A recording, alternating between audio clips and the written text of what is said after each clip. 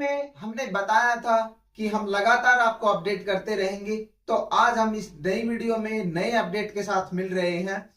तो दोस्तों इसमें कुछ ऐसा हुआ है कि जब 14 मार्च की जो बात थी वो रात को 11:30 बजे के आसपास की बात बताई जा रही है।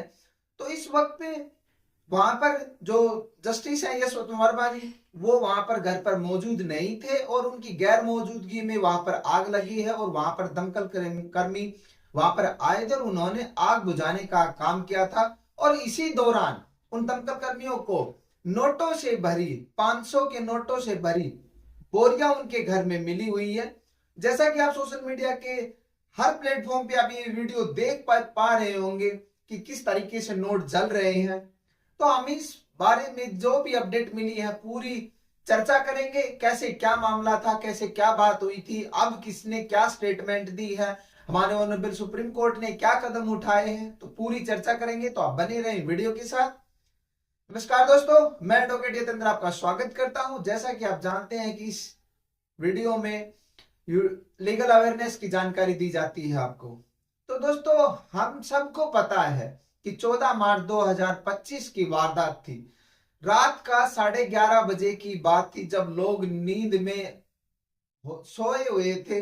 तब जस्टिस यशवंत वर्मा जी के घर पर आग लग गई थी और वहां पर उनके घर वालों ने ही दिल्ली के फायर सर्विस में कॉल करके उनको बुलाया गया था। आग बुझाने का उनके द्वारा ये काम किया गया था। इसी दौरान उनके घर में किसी स्टोर में पैसे जलते हुए मिले हैं और बोरियां भरी हुई थी पैसों की। जो भी आप ये वीडियो देख रहे हैं या किसी भी प्लेटफॉर्म पर जो भी वीडियो देखें, सबसे पहले तो मैं आपको ये बता देता हूं कि हमारे ऑनरेबल सुप्रीम कोर्ट ने जनता को पारदर्शिता दिखाने के लिए वो सारी चीजें पब्लिक कर दी गई है। जो भी दस्तावेज आप देख रहे हो सारी चीजें पब्लिक कर दी गई है कि जनता का न्यायिक प्रणाली से किसी भी प्रकार से कोई भी विश्वास ना उठे। तो हमारे ऑनरेबल सुप्रीम कोर्ट ने एक कदम उठाया है। जैसे कि मैं आपको बता देता हूं कि हमने पिछली वीडियो में बताया था कि हमारे पास उस वक्त कोई पुष्टि करने के लिए कोई चीज नहीं थी, लेकिन आज हम जो मिल रहे हैं, आज इस वीडियो में जो हम बात करेंगे उनमें कुछ चीजें बिल्कुल साफ और क्लियर हो चुकी है। उस वक्त जो फायर सर्विस है मिस्टर अतुल गर्ग ने स्टेटमेंट दी थी कि उस वक्त उनके घर पर कोई पैसा नहीं मिला। लेकिन अभी ये बात बिल्कुल क्लियर हो चुकी है कि उनके घर पर पैसे मिले हैं। 500 के नोटों से बोरियां भरी हुई थी और वो आधे जले हुए नोट भी, आधे से ज्यादा जले हुए नोट। तो अभी आपके मन में ये सवाल उठ रहा होगा कि जो नोट जले थे या जितने भी नोट थे जो वो जलकर राख बन चुके थे, अब वो नोट कहां है और किसकी कस्टडी में है, कौन जांच एजेंसी है जो इन पर जांच कर रही है। तो दोस्तों मैं आपको बता देता हूं कि जो ये वीडियो वायरल हुआ था, जो वीडियो जो बनाई गई थी, वो हमारे सुप्रीम कोर्ट की एक वेबसाइट है, वहां पर आपको ये वीडियो मिल जाती है और सुप्रीम कोर्ट की इजाजत से ही वहां पर ये पब्लिक हुई है कि दिल्ली पुलिस ने ये वीडियो बनाया था और एक जांच एजेंसी है दिल्ली पुलिस के द्वारा ही, और उसी जांच के जरिए ही अभी वो जांच है, वो जो नोट है वो जांच एजेंसी में अभी फॉरेंसिक लैब में गए हुए हैं और उनकी जांच की जा रही है कि किस प्रकार से क्या मामला था, क्या बात हुई थी। तो सबसे पहले तो मैं आपको एक बात और बता देता हूं कि हमारे दिल्ली के चीफ जस्टिस, हाई कोर्ट के chief justice mister D.K. Upadhyay ने हमारे ऑनरेबल सुप्रीम कोर्ट के सीजेआई मिस्टर संजीव खन्ना जी को ये इस मामले में बताया गया था। और सीजेआई मिस्टर संजीव खन्ना जी ने एक 3 सदस्यों की कमेटी बनाई थी, जिस कमेटी में 3 जजेस का शामिल किया गया था। उस कमेटी में नंबर 1 पर Haryana and Punjab high court के चीफ जस्टिस सी लागू, दूसरा हिमाचल प्रदेश के हाई कोर्ट के चीफ जस्टिस GS संगवालिया, तीसरा है कर्नाटक के हाई कोर्ट के चीफ जस्टिस अनु शिवरामन जी। इन 3 सदस्यों की एक कमेटी बनाई गई थी और वो ये कमेटी अब इस पर काम कर रही है।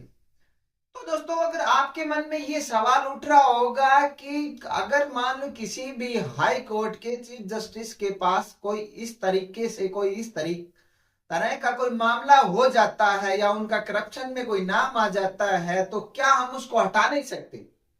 हम उसको जरूर हटा सकते हैं दोस्तों। मैं आपको बता देता हूं, इसमें एक प्रक्रिया होती है। हम जो चीफ ये जो हाई कोर्ट के जो जस्टिस होते हैं, उनको हम एक, हमारे संविधान में एक ऑप्शन होता है महाभियोग की प्रक्रिया लागू करना। दोस्तों उस महाभियोग प्रक्रिया में होता क्या है कि एक प्रस्ताव पास किया जाता है हमारे संसद में, राज्यसभा में और लोकसभा में, एक पारित होता है।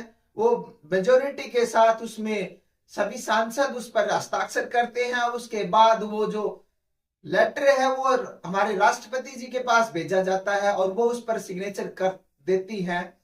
उसके बाद किसी भी हाई कोर्ट के चीफ जस्टिस को हटाया जा सकता है।